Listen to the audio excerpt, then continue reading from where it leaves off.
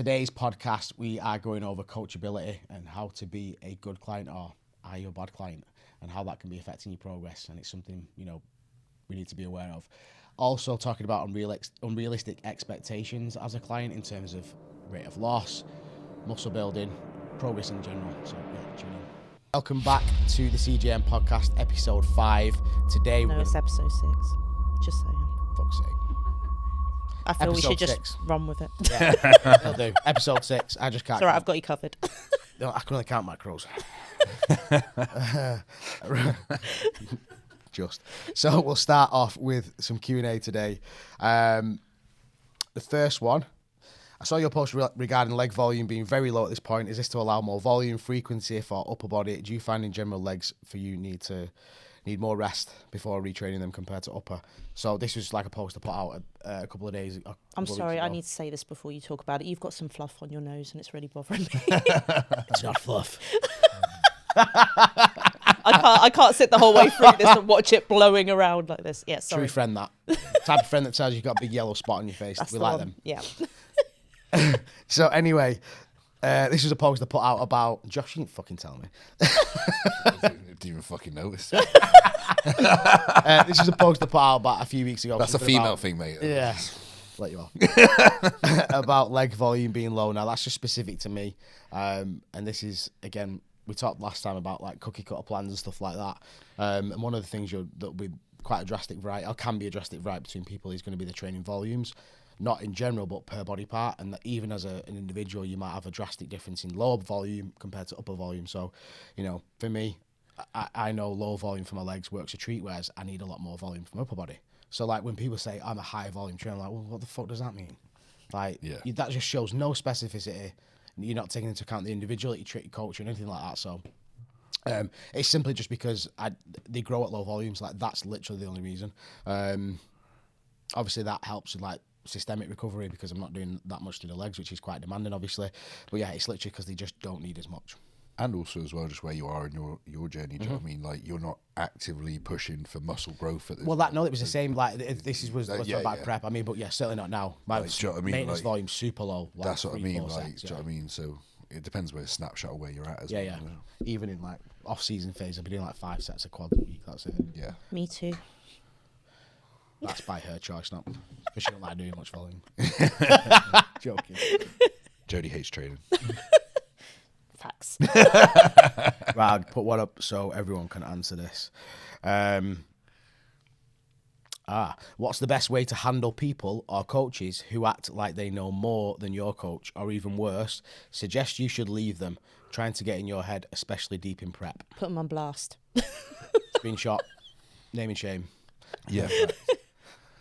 I think the intention of what people are saying is important, because I did a post on this as well, where people will message you as a way of poaching clients. Like, a lot of coaches do this, where they'll DM a client, put a bit of doubt in their head that makes them question everything they're doing, and then, you know, ultimately try and poach them. That's kind of the game plan for a lot of coaches, where some will genuinely say like I don't think you should be doing that. Like, if it's something like generally unhealthy or whatever it is, then, you know, the intention matters there.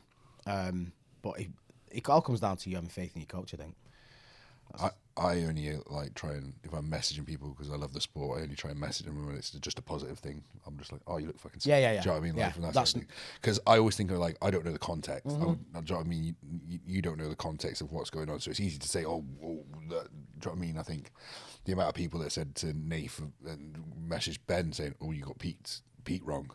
Well, pretty sure he won the show and won the overall, do you know what I mean? So you can't really say he was peaked wrong. It's just your interpretation, your opinion, isn't it? You don't know what's going on behind the scenes a lot. No, do you know what I mean? To weigh in with an opinion is stuff. It's a bit naughty, but what would you do? I mean, you just have to have that conversation with your client, with your coach. That if someone's messaged you from that side of things, block. Yeah, delete block. But also, if it's playing something on your mind, you need to have that conversation. Have that conversation with your coach, and for them to explain and from that side of things. But fingers crossed, you also should be having those conversations with your coach, regardless, so you are aware of the plan, what's happening, what they're thinking. Do you know what I mean? So it doesn't put doubt in your mind about anything from that side of things. Jode?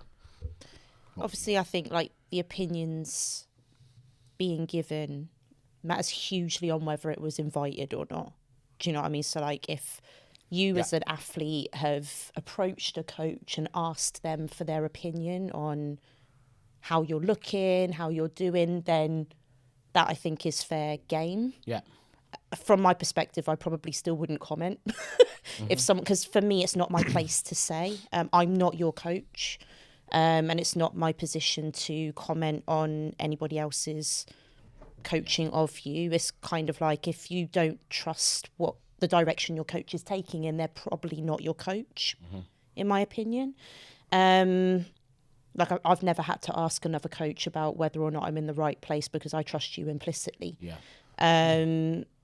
So, but if people are sliding in your DMs or just giving you an opinion that you haven't asked for, I think that says more about them than it does about anything else. Because genuinely, I don't care enough about anybody else's clients to be giving my opinion. I'm more focused on what mine are doing and whether they're where they need to be. And quite frankly, I would just assume that each client is exactly where they, of other coaches that is, that they're exactly where they need to be if their coach is doing what they're meant to be doing. So I don't have the time or the inclination to be sliding in people's DMs and going, oh, I think you're looking a bit shit. Like, I don't understand what you have to gain other than... The only conversations I've had like that is friends. Do you know what I mean? That'll be like, oh, what do you think, Josh? Yeah, but they've asked. That's what I mean. And even at that point, I feel awkward because at the same time, I'm also thinking like 2 steps ahead, going, right, if I say this and it ain't what you want to hear, then is that going to help the scenario? Yeah, or make the scenario worse? Do you know what I mean? From that side of things. So it's like, I'm more even when they go, well, what would you do, Josh, or this? And I was like, it's hard to then blurt out going, well, I'd be a lot further down the fucking line than where we are right now. Do you know what I mean? And I wouldn't be worrying. The worry wouldn't be even into a concept because I would, like what we talked about in the last episode, being on that front foot. Do you know what I mean? From that side of things. So it's like, I think that's where doubt starts slipping in, is when you're not on the front foot and from that side of things. I personally think unless they're your mate, there's no pure intention to come out of another coach sliding in your DMs and telling you what they think about you, because at the very least, that's going to put a thought in your mind that isn't going to be positive. It's going to put doubt in you. It's going to put doubt in your coach. And that's potentially going to have an effect on what the ultimate outcome is of what you're trying to achieve. And like you said at the start, it's like usually that comes with the intent of them trying to convince you that they know better. I know I've had people slide in my clients' DMs and I'm like, okay, cool, but you don't know what I've had to do with this client to get them to here. So for you to try to make out like I wasn't doing my job or that you could do it better is kind of ignorant. And I don't know if I'd want that kind of coach coaching me anyway, because it's like you're commenting blindly on something that you know nothing about. That to me is quite concerning. That level of arrogance is quite concerning. I think you could, in the grand scheme of things, you can only comment on just blindly obvious things like you need more condition or you need more muscle. Because at the end of the day, you don't know the context of anything else. Like, you can only make the comment on what you would judge, what you see, what you would judge on based stage. on stage anyway. Going right, okay, well, you stood next to them. Well, by the looks of things, your glutes lacked, and your condition looked off. Outside of that, I don't know what's happened. What goes in? I don't know. Like, for all we know, they've doing everything. So there's no surprises. Like, you manage the client's expectation. It's like, okay, you're getting up there, but this is probably what they're going to say to you. You can ask any of my clients. I tell them this is probably what they're going to say in terms of feedback when it comes back, so that they know and there's no shocks and no surprises. But I don't know. It makes my skin crawl when I hear that there's coaches sliding in other people's DMs. Unfortunately, it's very common. Particular coaches that do that. And it's usually where the client's already beat one of their clients as well. Yeah, it's usually never from a good place. I think like when athletes are doing it to other athletes as well, it's trying to get in the head, it's trying to knock them off balance, it's giving them a bit of doubt and all that kind of shit. But you just got to go ignore it, you know. Just focus on you and don't worry about what anyone externally is saying. If you trust your coach, and you know that's everything else doesn't really matter. So that takes us on to the topic of the podcast, is coachability. And you know, I think coaches rightly so in a lot of cases, get a lot of slack, you know, like people saying certain things about certain coaches, but equally, like, I see it from both sides, where I've been a client and I'm obviously a coach, and other people don't know what the actual athlete or client has been like on them preps. So, you know, you get bad stories about certain coaching, and you know, you might get the coaches, because we obviously speak to a lot of the coaches, you'll hear their side of the story and you go, that makes sense. Yeah. So, you know, you've got to be very very aware and careful as well when you're listening to feedback about other coaches and about other clients, what kind of went on, or the big story, or the big picture, I should say. Well, especially when things don't go right, it's usually in one of the most emotionally driven scenarios, like a prep or something like this. Do you know what I mean? And we all know we don't think rationally on a prep as much as you want to think rationally on a prep, because then you get out of prep and you think, why the fuck was I doing? Yeah. What were the combinations I was even eating? Do you know what I mean? At that point, like, evidently I wasn't mentally stable. I was putting this on this. Do you know what I mean, or something? So it's like, it's never in the, when it goes wrong, it's never in the most rational frame of mind. Do you know what I mean? From this side of things, it's usually something's triggering it and that emotional response. So obviously, it's a lot heightened, the true feedback and what have you of that coach. And who's to say that any other coach wouldn't have done any different from that side of things? Do you know what I mean? You can all say it in hindsight, and then it's like when it actually comes to go, and then they make the exact same move, because, well, actually, no, methodically, it would have made sense to make that move. It just didn't happen. Like, for whatever reason. But yeah, it's the coachability of the client, isn't it? From that side of things, it's like, that is the biggest factor. We are, I think you said it on one of the other podcasts, we are only as good as our client, aren't we? From that side of things. That's why I always say, like, I can only get so much out of a client that's willing to put that in. One post, I think it was Christian the other day, posted, and this guy was with Matt from Physique Collective previously, natural men's physique competitor. I was at one of the shows that he was at, and Matt brought him in looking amazing, and then he's been with Christian lately, and even Christian was like, this is insane, like, there's basically no difference, and he's shredded and he's natural. And then Christian went, I've got no explanation. I'm not even going to remotely try and explain it, because I can't explain it as a coach. It's just happened. And it's like, he had two good coaches, his body just responded to something with this, but Christian was not going, I've got this secret answer. He was just like, nah, God knows how this has happened. Do you know what I mean? This is just sometimes the miracles of bodybuilding and just how your physique wants to go. And depending on all those external factors, stress, sleep, whatever it is, So it's like, he's had two great coaches there, and his body's just responded a bit differently in the sense. It's like, you can't say for one different or another from that sort of thing.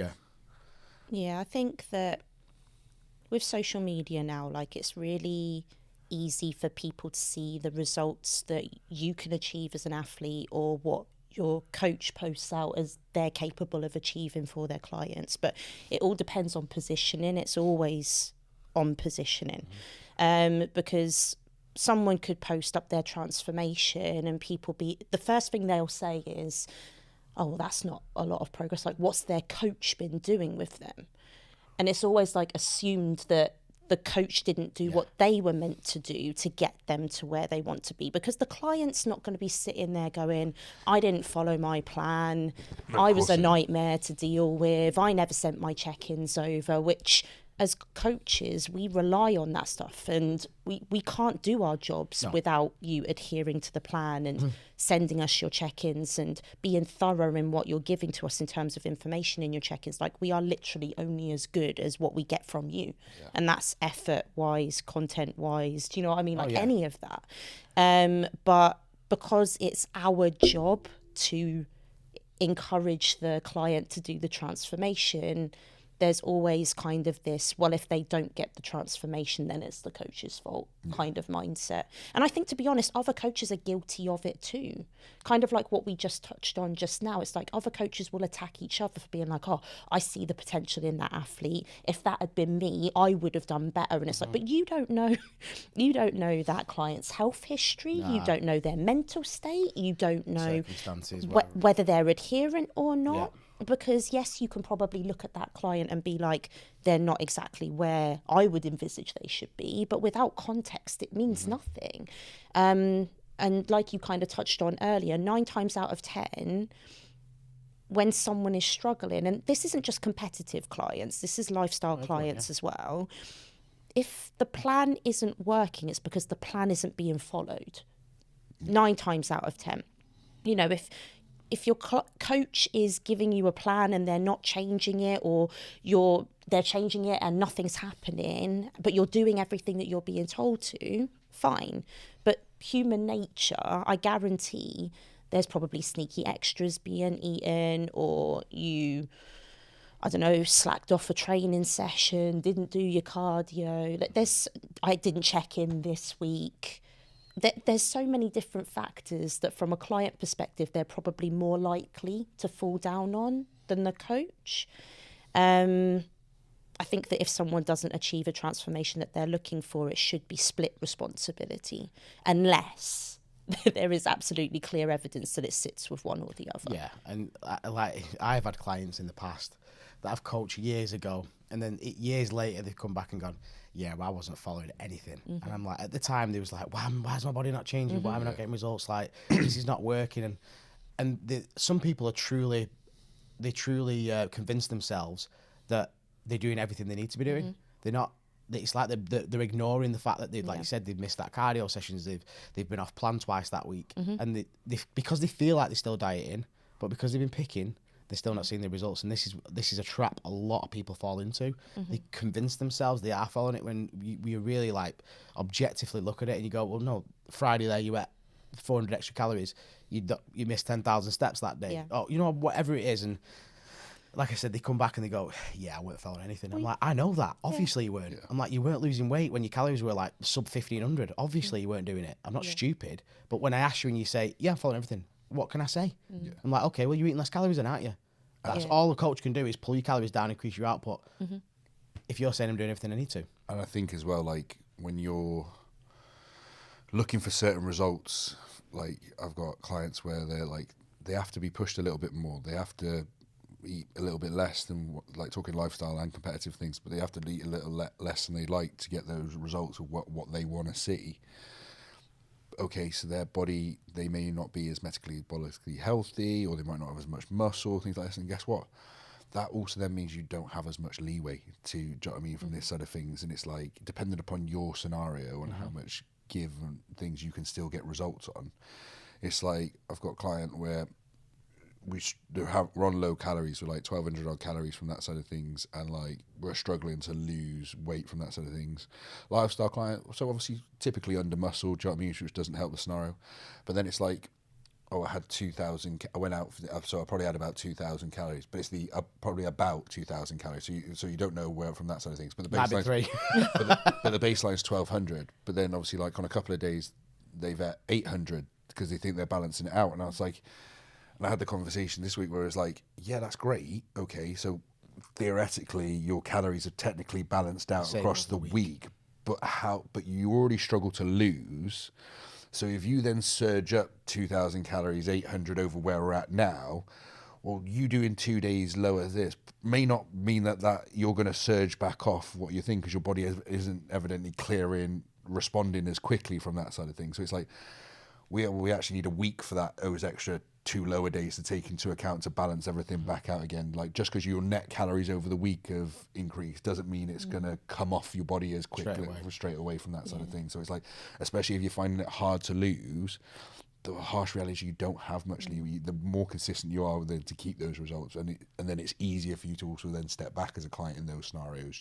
Fat loss phases are so unforgiving if you take that in isolation, but it's like, I think that there's maybe a naivety in what we do, where it's like, if I have a plan and a coach, I'm going to make progress. And it's like, the plan and the coach alone don't work unless you do, unless you're following the plan. Like I always say to my clients, I liken it to following a sat nav. It's like, right, okay, if you want to get to a certain destination in the quickest time, you type in where you want to go, the sat nav goes, right, follow these directions to get there in the quickest time.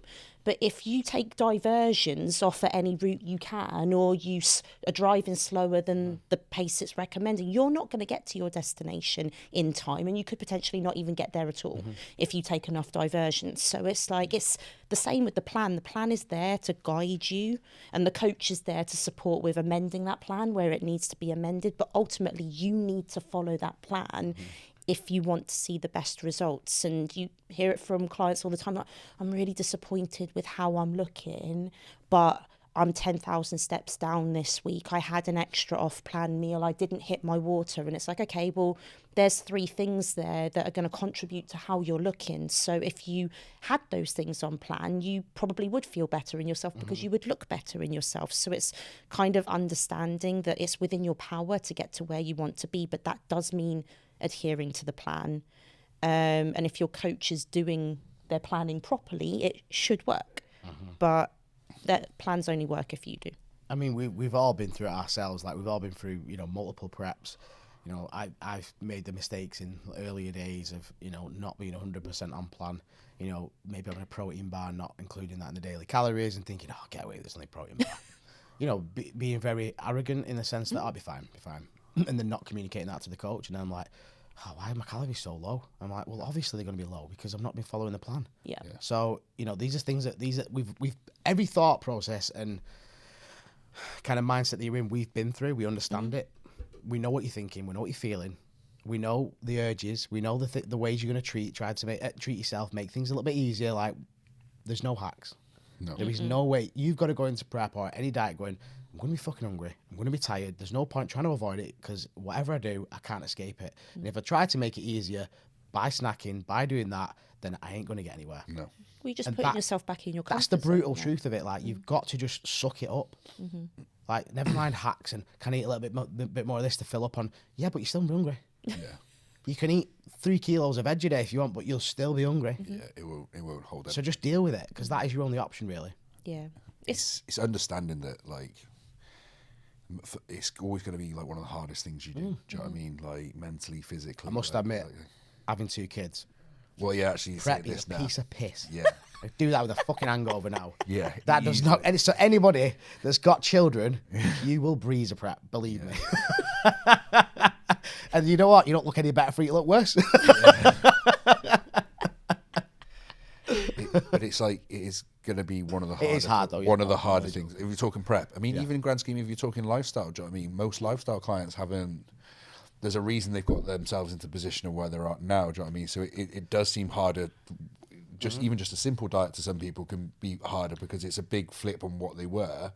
But obviously that was creating such a negative impact on their life and everything from that side of things. So it's like, it will always be harder, but it's also trying to then make it as easy for you as for yourself. And you as can well. make it as easy. Like little things like you don't have to eat fucking chicken and broccoli every day. No. Like food can be enjoyable. Yeah. All those things, like we can accommodate your output. Like you can't do X amount of steps, so we can do a little bit more cardio. All those things, we can make the whole process easier. You can tailor as much as you can to Easier, yourself. not easy. Easier, exactly. We can make it a little bit more doable, easier, whatever you want to call it. But you're still doing something that is the change to whatever your current norm is, isn't it, from that side of things? So, like, that adjustment, people take it easier, some people take it worse. From that side How of does the things. saying go? The pain of discipline is less than the pain of regret?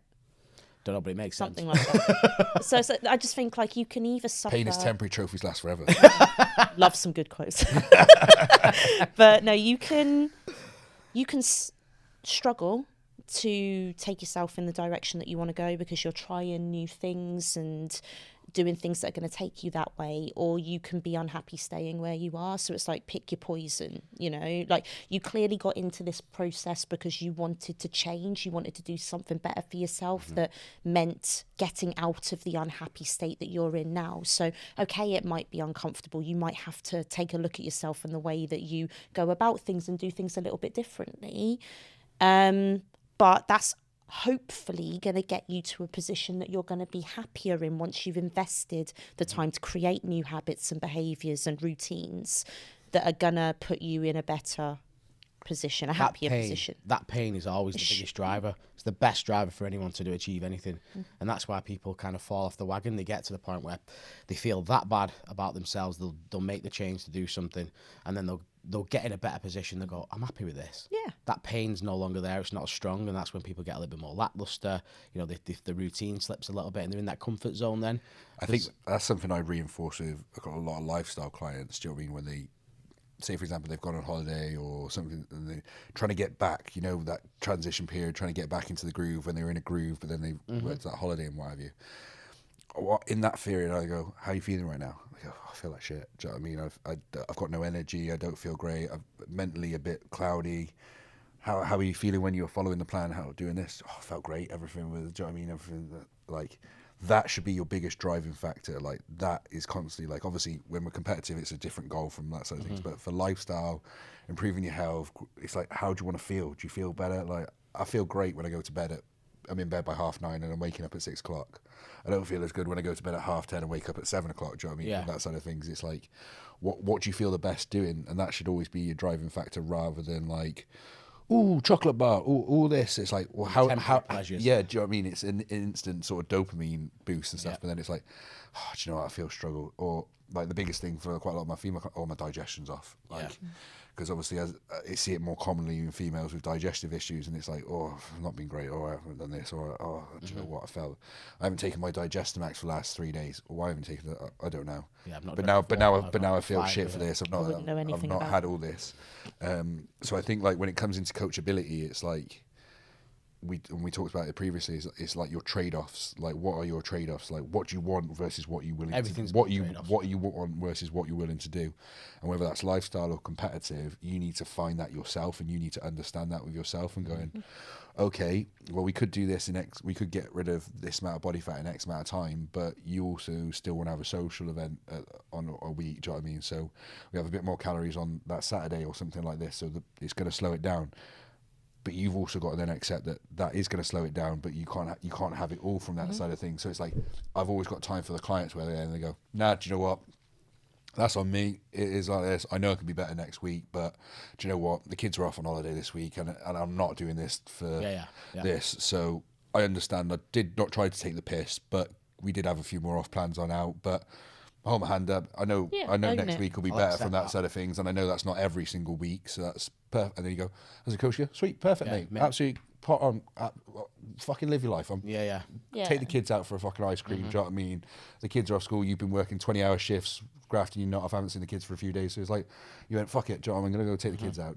Perfect. See, accepting it. Like, one thing that does great on me is I haven't stuck to plan, but I'm sad I've made no progress. Yeah. I still expect Comment. miracles.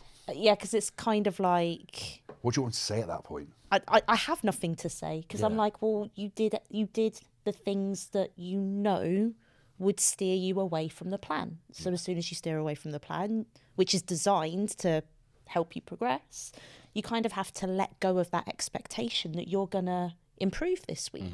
But like you say, I say to all my clients, look, if you want to go off plan, cool, but just come in to check in, tell me what happened, and own it, and go, do you know what, like, I know the metrics are up, I had a good time, it was worth it. Or if you come back and go, I was off plan, and do you know what, it really wasn't worth it, I won't be doing that again. Yeah, it's a learning curve, and learn from it. Do you know what I mean? From that side of things, like, I didn't need to be. It's like, she was like, oh, yeah, I've been a bit of a glutton this week, everything like this and this, and I sit back where I go, well, probably not the best, obviously, because you're mentally turmoiling yourself, beating on yourself and stuff like this. And he goes, and then it's like, oh, well, you probably think I've done this with this, Josh. And I go, no, I'm just working off what you've just told me. I only work off the feedback that you've told me. You use the words that you've overindulged. I haven't remotely said that I think you're eating shit, this or whatever. You've just told me you've overindulged, so I'm only focusing on the fact that you've told me you've overindulged. You've already highlighted the reason and you don't feel great for it, so like, that's the learning curve you need to take. Like, whether you feel that you've overindulged in shit food or good food, you telling me you've overindulged and you're not feeling great for it, so like, that's the learning curve. It's like, I'm not bothered about the rest of the context. I'm just focusing on what the feedback on what you're telling me on how you feel, and that's what we should be focusing on. Like I'm not adding any context. I'm just going off what you've told me. Do you know what I mean? Like, that's you've highlighted to the point that you want to tell me. So it's evidently an issue, and it's on your mind. Do you know what I mean? And how you feel or whatever. So it's like, I'm only just focusing on that bit. Like, I think that takes us to the next thing, which is unrealistic expectations. This is a question I always get, like, you know, how much can we lose in the next 12 weeks? I'm like, okay, well, are you going to be 100% on your food, your output? Are you going to do all that? Like, how long's a piece of string? Yeah. You know, we can be 3 kilos down, or we can be 8 kilos down. It's kind of dependent on how adherent you can be. Yeah. Like, that's the first thing. And then how much physically are you able to push to get that weight off? So again, expectations have to be managed by the amount you're willing to put in. Like, it's as simple as that.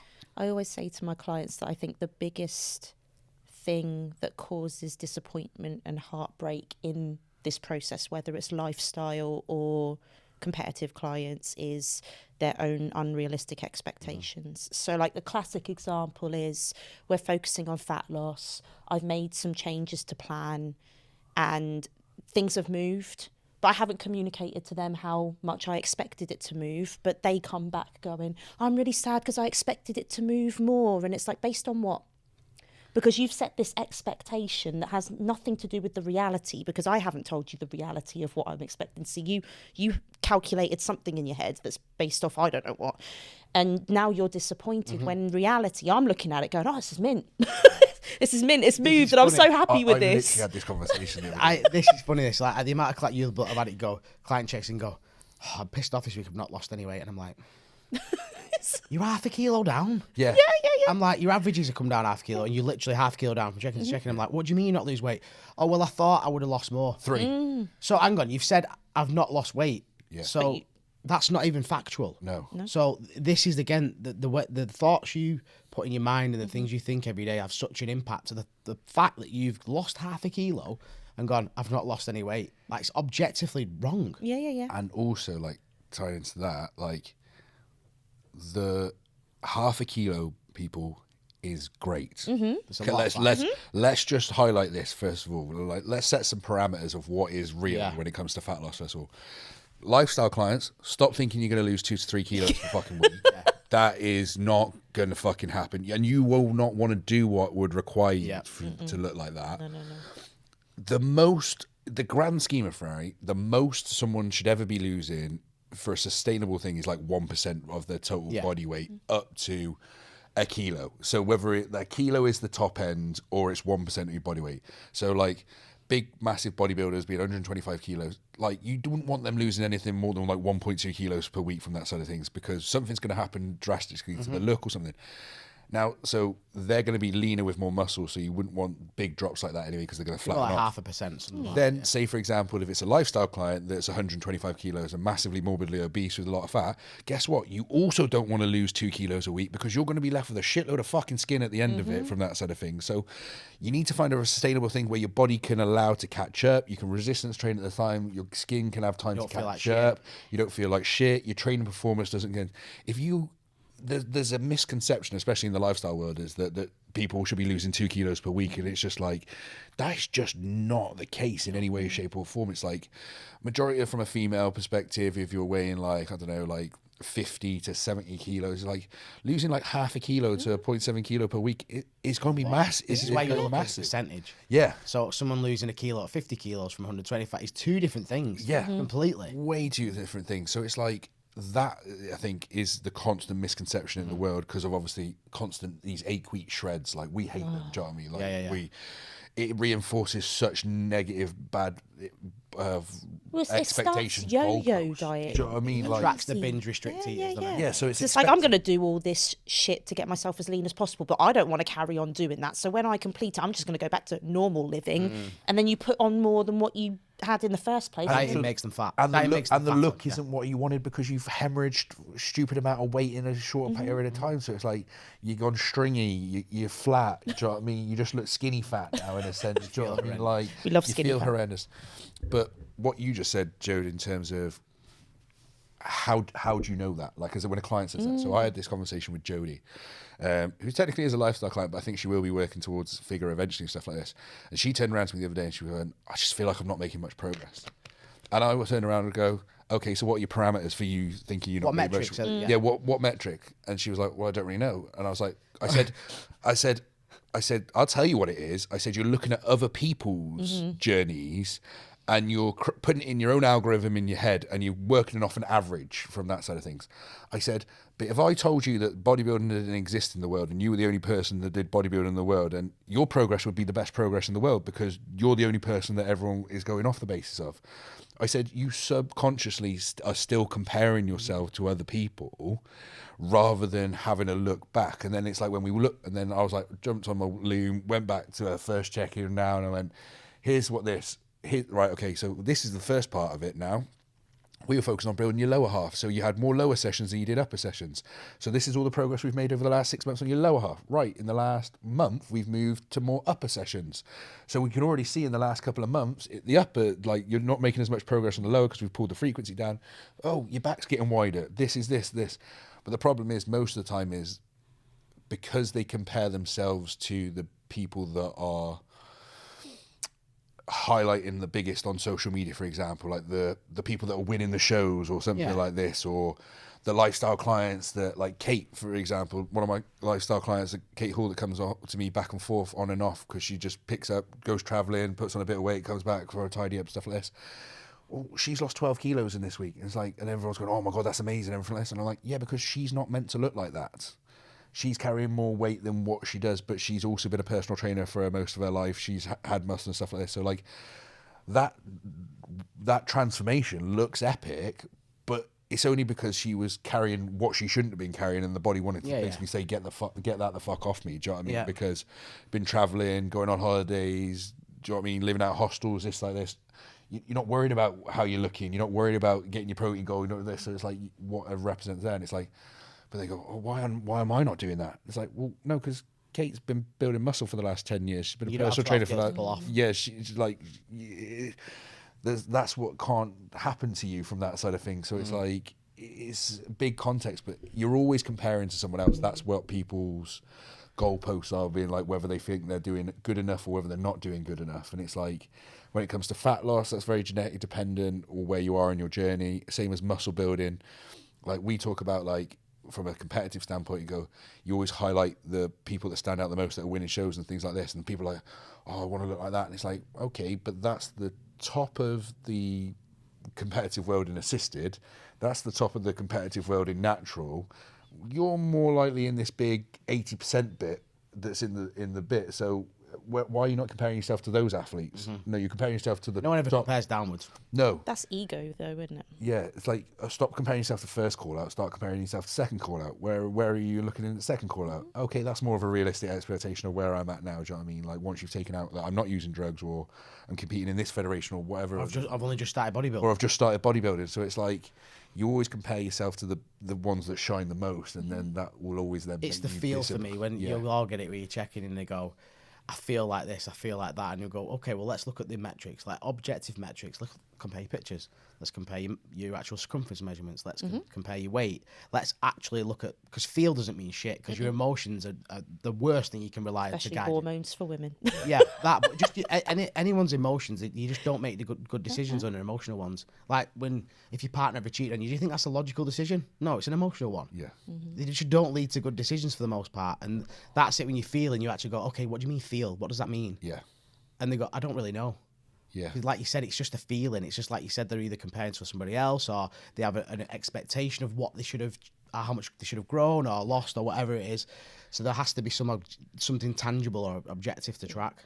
I mean, whilst we're talking about unrealistic expectations, ladies, please can we stop expecting that we're going to progress shoulder press and exercises the same way that we do legs? Please can we just stop with that one, because that's probably one of the biggest things. It's like I can't progress my lateral raises anymore, or my shoulder, I've been stuck on the 15 kilo dumbbells for shoulder press. I'm like, cool, like I've probably managed to do the 22s twice in the last 7 years and almost knocked myself out one time that I was doing it. But my shoulders are still growing, because I'm still pushing myself to failure. Like it doesn't matter if I'm progressing in weight, I am pushing my body. The body doesn't understand the weight. It just is, have you pushed me hard enough that I've mechanically failed? So it's like, obviously you want to have enough weight there, and I don't know about you guys, but like I obviously challenge my clients to push for more weight, so they have something to aim for, something to aim towards, like go for more reps, go for more weight. But if you're doing the same weight and the same reps and you're still getting to that point and you're failing, it's still going to be doing something. Well, me and Josh probably been on the same weight on a lateral machine for God knows, like I can't. The alertness when we've got JPs, I can't remember putting the pin in anything else but 45 kilos. Like, I literally can't remember anything. And, like, all my girls and everything are losing their mind because they're not progressing this. And I'm like, I'm 3 times the size of most of you. Like, get out my fucking eyeballs. And that 45 is still not getting beat. Do you know what I mean? Like, or if I do beat it, the whole feeling of it goes to shit. And I like, like, or you do it 1 week and you never see it again. Yeah, exactly. exactly. 100%. I had a surge 1 week. Like, again, looking at percentage increases, like if you go plate up on most like lateral machines, that percentage increase is massive. Yeah. Whereas like that, the equivalent, you wouldn't be able to do that. The equivalent of that on a leg press, the same percentage increase. So why would, you know what I mean? Like, it just. One of my clients, Ash, one of my American clients, she actually sent me a spreadsheet over the other day because she's like, she gets in her head a bit, Ash. She wants to make sure she's doing enough. She is like, which I love. Do you know what I mean? For the fact that you're more worried about that you're not doing enough and things like this, anything else more. And she sent me all these figures and stuff. And then I was just like, from comparing a set one of each exercise and a set, top set and a back off set, comparing from December to April. And obviously sent me all the numbers over, which then in turn looked at it and I was like, Jesus Christ, that's a lot of fucking information. But then she did something really nice and she put it into a bar chart. And then it was actually really good to see, to be like, and I was going, because I preferred it when she sent me over the bar chart, because I was like, now I'm not really looking at the figures. I'm now looking at what the bars are looking at. And I'm going, and the great thing was she had like, she split upper and a lower. So like her lower, and the difference from like December to April on a lower, the bar chart was way bigger from set one to set one. Yeah. Whereas then on the upper, it was only just a thing. Or That's how it should look. And then I was like, I bet that's a delta exercise because the bars were the same. And I was like, boom, it was a delta exercise. The bars were the same from December to April. And she's like, but is that not good enough? I'm like, no, because they're gonna think. I say, do the same again in another 4 months, and we'll see that trend again. Do you know what I mean? On the next small thing. increase. Do you know what I mean? So it's like everything is about the bigger picture when it comes to bodybuilding. It's like, because people are like, oh, do you want to see my weights? They mean nothing to me. They mean nothing to me. And it also means nothing to me going from week to week, because I've also had it where a client called Ben locally come to me recently, and a previous local PT, but that PT so very sort of strength and conditioning sort of driven numbers driven. And it was actually taken away from Ben's sessions, do you know what I mean? And I've took that sort of pressure that he has to, because the previous coach was like, I'm looking for this increase per week, even if you put the tiddlers on, do you know what I mean? It was very much the JP mindset of training and stuff. And that doesn't work for like quite a lot of people, do you know what I mean? Like, it had to detach away from the logbook and things like this and going like, it was a combination of, yeah, we want to progress, but I'm not looking for you to progress over every single week. Like, over 6 months, have we made progression? Do you know what I mean? From this side of things. Well, there's so many external things that can affect your progress week on week, like your stress at work, your sleep. Have you ate the same amount of food before you've trained? Have you trained at a different time of day? Like, when it comes to down stuff like that, and you're already lifting the upper end of what you can lift, it has a massive impact on. You're more likely going to drop off more than you are. You're going to drop off at a bigger rate more than you're going to. So you have got to zoom out and look at the bigger picture. But as well, like, the longer you've been training, the harder it is to make those progressions. So it's like, obviously, that's slowing down a little bit as you gain experience is kind of what you should expect. But the unrealistic expectation is, I should keep progressing at the same rate that I did even from in the start. The same training program or training block, because you get towards the end of that, those lift progressions are going to slow down. That's naturally, but that's true progressive overload. Yeah. Whereas that's when people just go, I'll do a new exercise. Do a new program. Yeah. Well, that's just a new adaptation. That's why you lift a lot more at the start of doing it, because your body's adapting to it. Yes. Something new stimulus. It's not really true progressive overload in the sense that if you just kept running that movement right to the end and saw progressions, you're going to get more from it. So I say to people, like, I think, generally speaking, I keep my training programs for like a year. Yeah, I do about but it's because I like keeping, like, trying to chase continuous progression in the same movements. Yeah. And again, people get bored, obviously. That's of course. Mostly why I change programs, because of boredom factor, not because they're not progressing. Yeah, but for me, I don't train for entertainment anymore. So it's like, for me, the only way I'm going to know if I'm making true progress is if things stay the same. But I know at some point I'm going to get to that point where I'm going to be slamming my head against a brick wall going, like I say, laterals. I've never done above 10 kilo dumbbells. And even then, I don't consistently do it. Most of the time, I'm doing 8s. But by keeping the same program, I can ensure that I've got that thing to chase, and it will tell me if I'm doing better or not.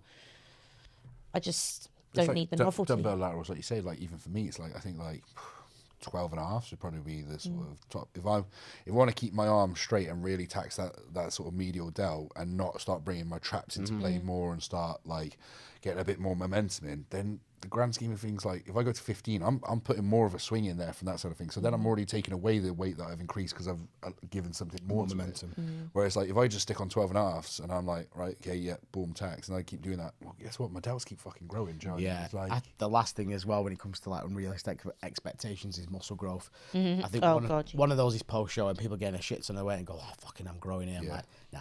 If you're a natural, particularly a female, it's like, let's say a natural female that's got average genetics, you know, if you've gained like 12 kilos in a short space of time, like so little of that is going to be muscle. yeah. Like it takes such a long period of time. And also, it's going to be the muscle. What muscle is? It's most likely going to be the muscle that you lost during prep. It's just if you have lost muscle, yeah, there's going to be some gaining back. Some muscle. And that's again like if you think you're going to progress that much in a 6 month period, then you're so. Especially in that first it's fullness block. pressing against a tight body, isn't it? Yeah, that first block after you've prepped, that's recovery mode. Like that's mostly water retention. You're not going to look your most favourable. You're going to look watery. Like after you have a tidy up after that and then kind of build up from there, your body composition will look so much better in that phase. But I think that, like you say, people expect that in that phase post show that they're growing. Like the amount of people that I see when they come out of prep and they're like, oh, like I'm hitting PBs, like I'm growing already. And it's like, like 4 weeks later, I'm like, there's not much growth. Probably not. Not unless you're a genetic freak. And even then as well, I think there's an you smash the shit out of expectation that when you do tidy up for the first time, particularly as women, they think their whole physique is going to have transformed. And it's like, do you know how much muscle you've probably put on in that time and what that actually translates to looking like? Because it's not going to make a lot of visual difference. No. So yeah. Yeah, there's and another thing as well with that, like if you're someone that disperses body fat really well, like you can look like you're getting a lot bigger, but you just got a real like favourable fat distribution, like from your legs, for example. You disperse it evenly across your body. So when you're gaining like 5-6 kilos, and you're going, fucking hell, my legs look massive. I'm like, yeah, but a lot of that can be body fat, depending on how it sits on the person. You see that massively, don't you? With the more genetically gifted dispersant is such a disillusion of like, okay. And they start dieting down, going, you just look the same. Yeah, you've got, oh shit, there's actually a load of fucking body fat here. You couldn't really tell, You couldn't tell because everything just looked a little, you had a little outline of your leg and then you're like, oh, I'm 10 kilos in and oh wait, I've still got just a little outline on my There's quad. not that much change, from that side of things. You've got to be very aware of like that as well if you're that type of person that does distribute body fat really well and carries it really well when it comes to building muscle. But yeah, it's such a slow process that for the most part that you've got to give it so much time to really see significant differences. Like a year plus is kind of the minimum time frame you're looking to make actual. If you really want to actually make noticeable changes, like, it's minimum a year. It's minimum a year. Minimum a year. And that's a year. If you've been prep, that's a year starting from probably your health. The end of your recovery. Like, as a female, you're probably talking, depending on whether you're genetically gifted or not, you're probably talking 3 to 6 months after that show. So then your year starts of that. After that marker. After that point. That's when you really start to see. Like, but again, the rate of gain of muscle, like, it's such a small percentage that you gain of your body weight that's going to actually be muscle. And I think people do get the wrong end of the stick and they think they've gained like 3-4 kilos of muscle. I'm like, no. Especially if you're kind of like someone that's got a long, an older training age where you've been training for a long time, like that gets even harder every year to add muscle when you're natural. It does. And it's the fake reality of what people think people are doing as well. Do you know what I mean? Especially from a drugs perspective. Do you know what I mean? Especially in the open bodybuilding world as well. Do you know what I mean? It's like, oh fucking hell, they've this, and it's like, yeah, okay, but he smashed 3 grams on the fucking reverse. Do you know what I mean? On the rebound, like it was hard for him to get fat as they were driving everything up and stuff like this. And it's like, but you may not want the trade off for doing that, or like there's a health trade off for that from that side. I think the moral of the story is like you've got to just focus on yourself. Expect nothing. You just got to focus on yourself, don't worry about what anyone else is doing, and just be so realistic with yourself in terms of progress you're making, really. Yeah. Well, that is today's podcast wrapped up. So, as usual, like, subscribe, follow us on Instagram, Team CJM. The end. Yeah. Bye.